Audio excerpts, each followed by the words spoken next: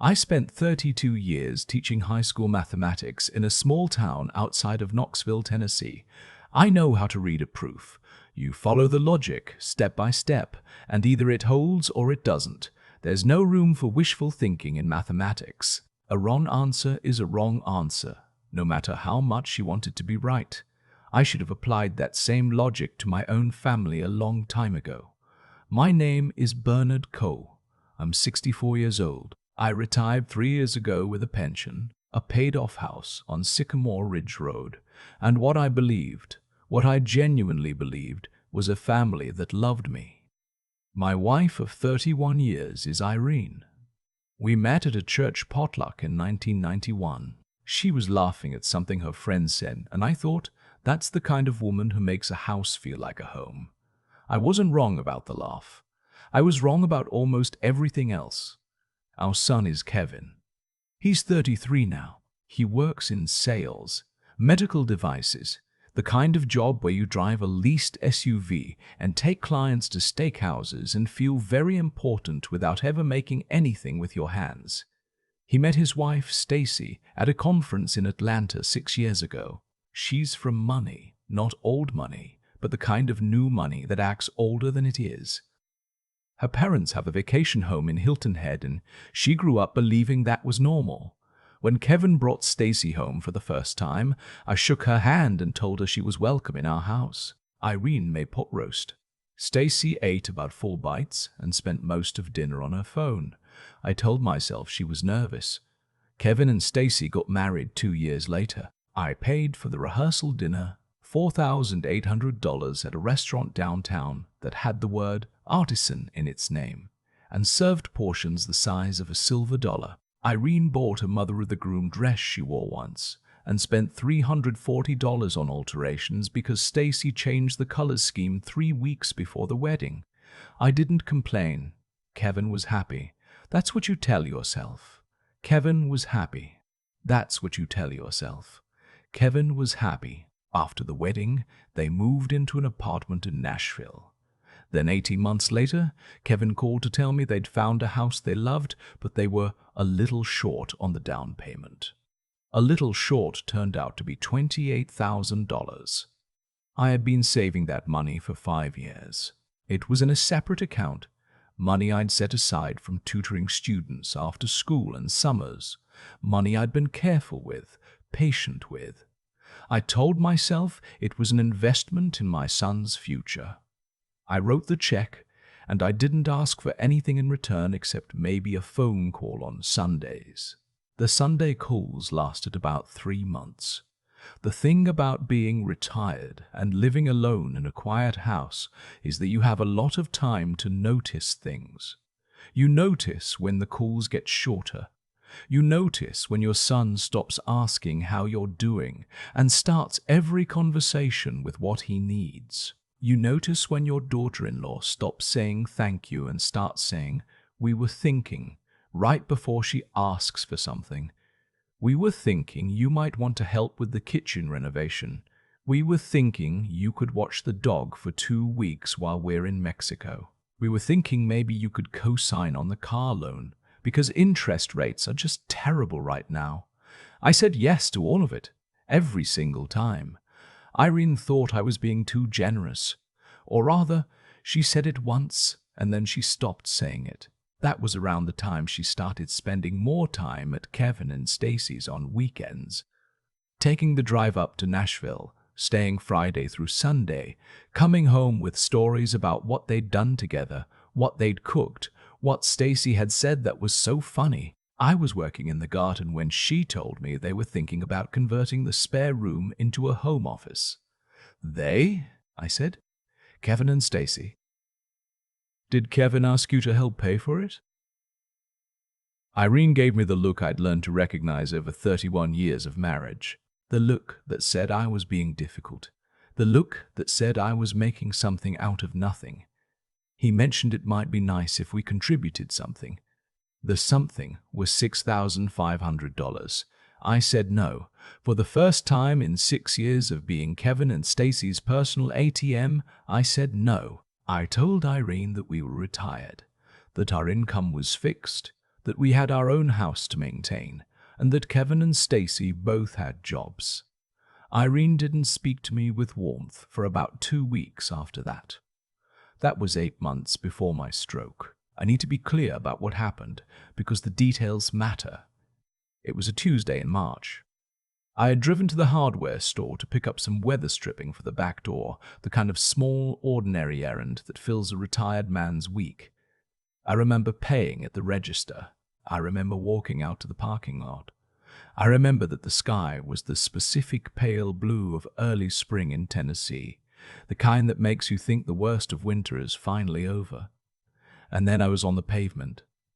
The doctors later told me I'd had an ischemic stroke, not the worst kind, not the kind that leaves you paralyzed or unable to speak, but a stroke is a stroke, and for about 48 hours, nobody knew what kind it was going to be. A woman in the parking lot called 911, a stranger. She stayed with me until the ambulance came. She held my hand and told me her name was Janet and said I was going to be okay. And I remember thinking that she said it like she meant it, not like she was trying to convince herself. The hospital called Irene from my cell phone. It was 2:30 in the afternoon on a Tuesday. She didn't answer. They tried twice. Then they called Kevin. His phone went to voicemail. A nurse named Brenda. I will remember Brenda for the rest of my life. Sat with me while they ran the scans. She told me what was happening, step by step, the way I used to explain a new concept to a student who was frightened, slow and clear and without condescension. She called my emergency contacts again at 4 o'clock. Irene called back at 6:47 that evening. I know the exact time because I was watching the clock on the wall across from my bed, the way you do when you have nothing else to do and too much to think about. She said she was sorry she missed the call. She'd been at a garden club meeting and had her phone on silent. She said she would come first thing in the morning. First thing in the morning. I had been alone in an ICU bed for 4 hours. The doctors had not yet told me whether I would wake up the next day with full function or whether some essential part of me had been permanently dimmed, and my wife of 31 years was going to come first thing in the morning. I didn't say anything. I didn't have the words. Or maybe I had too many of them, and none of them were the kind you say to a nurse standing 3 feet away. Kevin called at 8 that night. He said he was really sorry. He'd been in back-to-back meetings. He hadn't had a chance to check his phone. He said Stacy sent her love. He said he was sure I was going to be fine and that he'd try to make it up on the weekend if things settled down at work. Try to make it up on the weekend. I lay in that hospital bed and I thought about the $28,000. I thought about the rehearsal dinner and the kitchen renovation I said no to and the car loan I co-signed and the dog I watched for 2 weeks while they were in Cancun. I thought about 32 years of grading papers on Saturday mornings and tutoring kids who couldn't afford a tutor and saving money in a separate account with a patience that I now realized had been entirely wasted on the wrong people. And then I stopped thinking about all of that, because the thinking was making my blood pressure do things the monitors didn't like. I closed my eyes and I made a decision. Not a dramatic one, not the kind you announce, the quiet kind, the kind a mathematician makes when he finally accepts that the equation doesn't balance and never will. You don't rage at the numbers. You just stop pretending the answer is something other than what it is. Irene arrived the next morning at 9:15 with a coffee from the hospital cafeteria and a look of concern that I now recognized as performative. She asked how I was feeling. She told me I had given her quite a scare. She mentioned 3 times that the garden club meeting had been mandatory because she was on the committee. Kevin came that Friday. He stayed for 2 hours. Stacy didn't come. She sent a text that said, "Feel better soon. Bernard." No punctuation, no exclamation mark, just those 4 words like a note left under a windshield wiper. I spent 11 days in the hospital and then 2 weeks in a rehabilitation facility 20 minutes from home. I had physical therapy for my left side, which had been weakened. I worked with a speech therapist, even though my speech was fine, just to be thorough. I did the exercises. I ate the food. I was a good patient. Irene visited 4 times during the 2 weeks of rehab. Kevin came once. The rehab facility had a garden with a bench near a magnolia tree. I sat there most mornings before therapy, and I thought very clearly about my life and what I wanted the rest of it to look like. I was 63 years old. The doctors said if I took care of myself, medication, diet, exercise, reduced stress, I had every reason to expect a normal lifespan. I had a paid-off house. I had a pension and social security and savings that were more substantial than anyone in my family seemed to think, because I had always been careful, and no one in my family had ever thought to ask. I also had a financial advisor named Stuart, who I'd worked with for 9 years and who was, unlike most people in my life, genuinely on my side. I called Stuart from the garden bench on a Wednesday morning.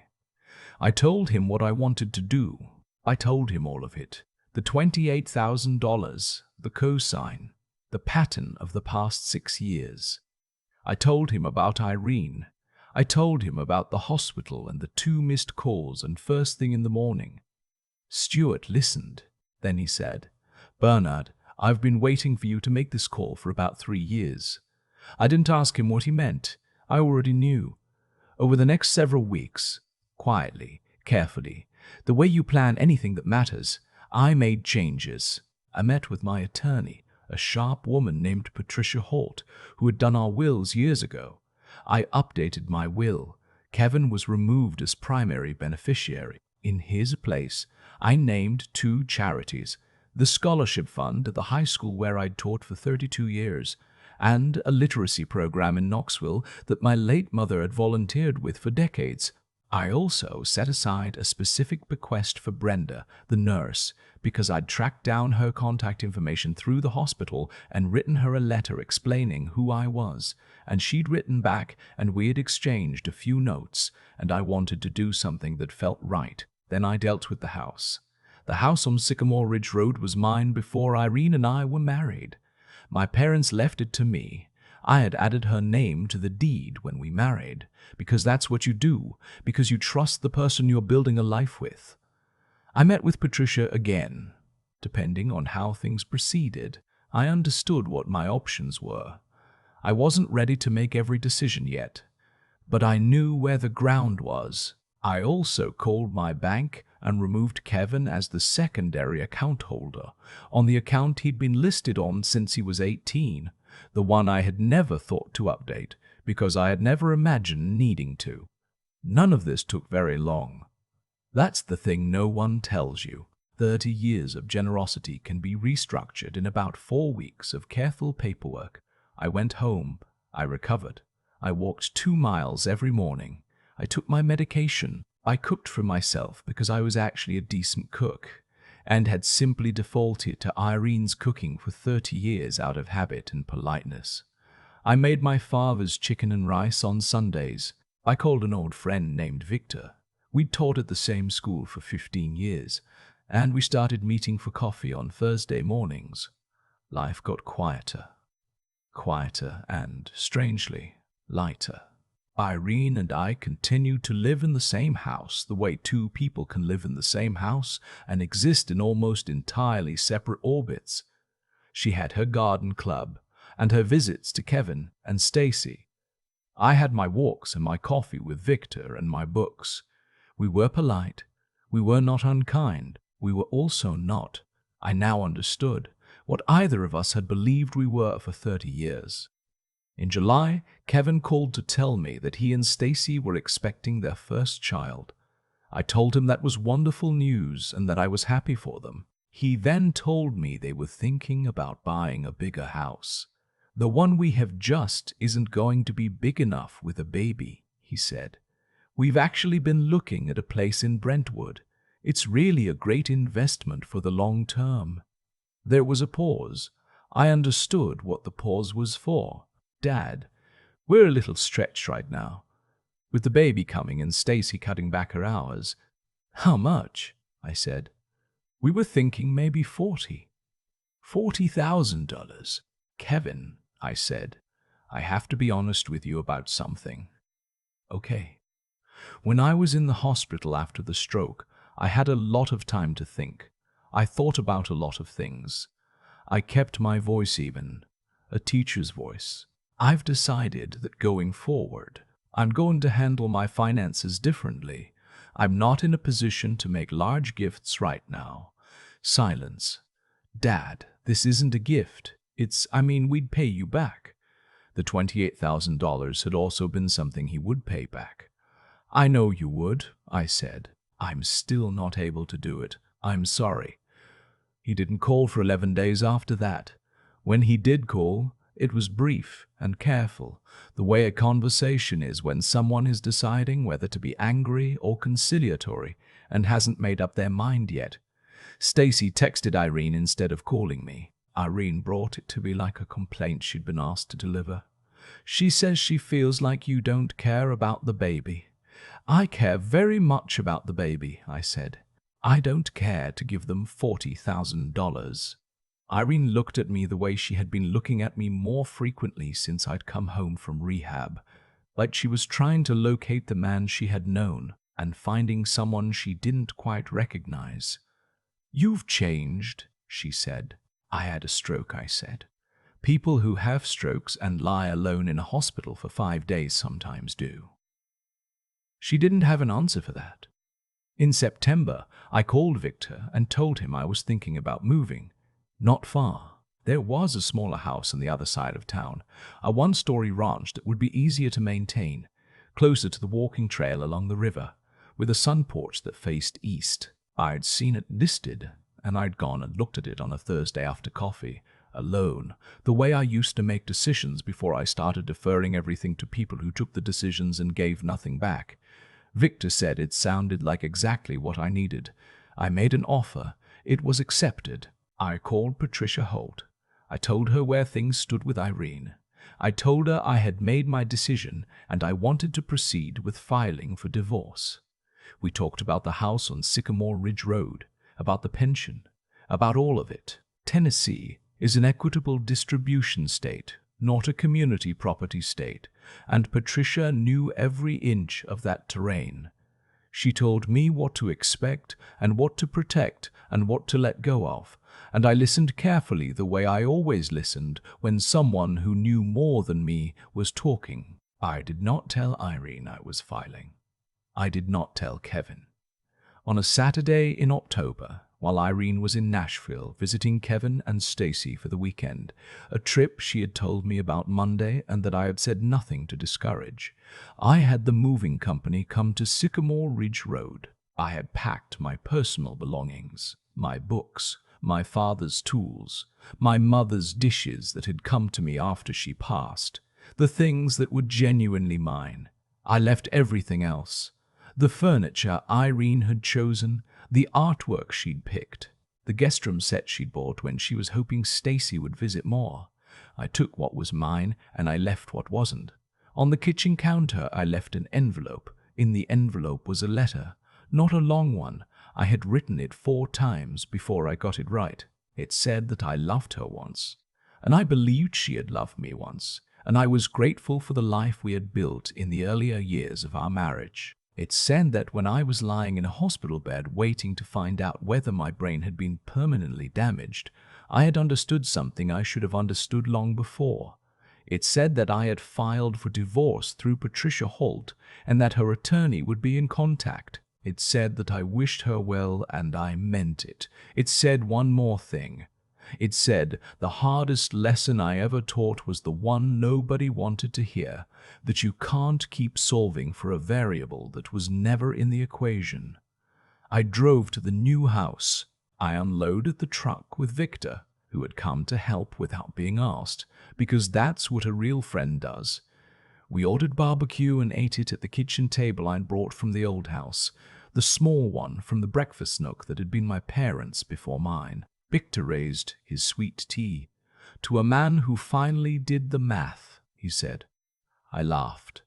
For the first time in a long time, I laughed like I meant it. Irene found the envelope on Sunday evening. She called me 8 times that night. I let the calls go to voicemail. I listened to each one. The first few were angry. The middle ones were crying. The last one was quiet in a way that was harder to hear than the anger. I didn't call back that night. I sat on the sun porch in the dark and listened to the crickets, and I thought that this was the first Sunday night in years where I felt entirely like myself. Kevin called Monday morning. He'd clearly been briefed. He was angry in the controlled way he'd learned from Stacy, the kind of anger that pretends to be reasonable. He said I was being selfish. He said I was abandoning his mother. He said this was going to be very hard on her, especially now with the baby coming, and did I really think this was the right time? I said, Kevin, there's never a right time, and I've been waiting for a right time for about 6 years. He said I had changed. Yes, I said, I had a stroke. Your mother called the hospital back 4 hours later because she was at a garden club meeting. You tried to come on the weekend if things settled down. I had a lot of time to think about what that meant. I thought about it very carefully. Silence. Dad, I didn't know it was that serious at first. The nurse told your mother it was a stroke. More silence. I didn't know you felt this way. I know you didn't, I said. That's the thing, Kevin. You didn't know because you weren't there to find out. The divorce took 8 months. It was not, in the end, particularly contentious. Irene had her own attorney. We divided what needed to be divided. The house on Sycamore Ridge Road was sold. I had contributed the original property and the down payment before our marriage, and Patricia had documented all of it with her usual thoroughness. I came out of it fairly. I moved nothing that wasn't mine. I asked for nothing extra. Kevin and Stacy had their baby in November. A girl. I sent a card and a savings bond for $500 in her name. For her, not for Kevin and Stacy, in an account I set up myself at my bank to be released to her at 18. I wrote a note that said I looked forward to knowing her. Kevin texted back 3 days later. It said, thanks. That was the whole message. I put the phone down and walked to the river trail. The leaves were turning. Tennessee does fall better than almost anywhere, and the trail along the river is full of light in October. That gold, sideways light that makes everything look like it's been lit from inside. I walked for an hour and a half. I felt my left side, which is still not quite what it was, and I thought about the neurologist telling me that the brain has a remarkable capacity to reroute itself after injury, to find new pathways, to get where it needs to go, even when the original route is gone. I thought about that for a long time. Victor and I have coffee every Thursday morning. Sometimes his wife Marlene joins us, and she always asks me if I'm eating enough and tells me I look too thin even when I don't. I have been invited to Thanksgiving and Christmas, and I have accepted both invitations. The high school where I taught for 32 years named the scholarship fund after my mother. They asked if that would be all right, and I told them it was more than all right. Last spring I went to the awards assembly and watched a 17-year-old girl with big plans and not much money shake hands with the principal and hold the certificate the way you hold something you worked for. I thought about my mother, who read to me every night until I could read myself, and then kept doing it anyway because we both liked it. I thought about all the things that carry forward when you decide, finally, to put them in the right hands. I'm 64 years old. I live in a small house with a sun porch that faces east. I wake up early, which I always have. I make coffee, which is better coffee than I was allowed to make for 30 years because Irene didn't like the strong kind. I sit on the porch and watch the light come up over the ridge. The proof holds. That's all I wanted, for the proof to finally hold.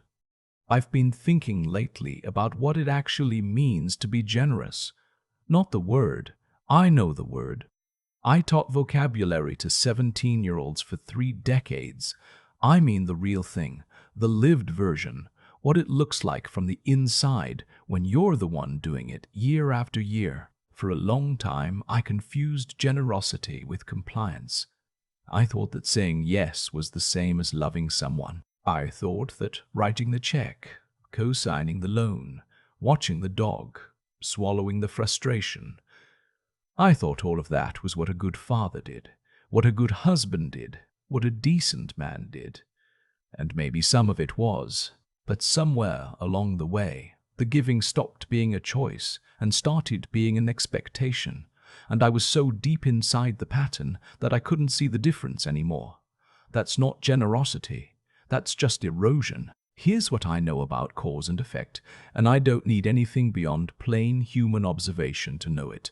The way you allow people to treat you is a form of instruction. Every time I said yes when I should have said no, I was teaching Kevin and Irene something. I was teaching them that I had no edges, that I would absorb whatever they needed and ask for nothing in return. I was a very effective teacher in the classroom. Apparently, I was just as effective at home in all the wrong ways. When I was lying in that hospital bed the first night, the monitors going, the ceiling tiles doing nothing, Brenda checking on me every hour because she was just that kind of person. I wasn't angry. I want to be honest about that. I wasn't sitting there composing a list of grievances. I was just very, very clear. The kind of clear you get when the noise stops and you're left with only what's actually true. What was true was that I had spent 30 years being indispensable to people who treated my presence as ordinary and my absence as inconvenient, and I had participated in that. I had made it easy for them. The intelligence it took to change things was not complicated. It wasn't clever or strategic. It was just the willingness to look at what was real instead of what I wished were real, to stop solving for a variable that didn't exist. Any one of my former students could have done the arithmetic. I just had to be willing to write it down. The courage it took was quieter than I expected. It didn't feel like bravery in the moment. It felt like tiredness, honestly, a bone-level tiredness with the effort of pretending the equation balanced when it never had. Victor raised his sweet tea and called it math. He wasn't wrong. What I want anyone to understand, if they're somewhere in the middle of a life that looks like mine did, is that the moment you decide to be honest about what you've built and what it's actually cost you, something shifts. Not all at once, not dramatically, but the proof starts to hold. You wake up, and the coffee is stronger because you finally made it the way you like it. You walk to the river, and your left side is slower than it used to be, but it's yours, entirely yours, and nobody is waiting at home to need something from it. Irene made a choice. Kevin made a choice. Kevin made a choice. I made choices too for 30 years, and those choices added up to a Tuesday morning on a parking lot asphalt with no one coming. Then I made different choices. And those added up to a sun porch and a scholarship in my mother's name and a 17-year-old girl holding a certificate she worked for. That's all cause and effect is, in the end.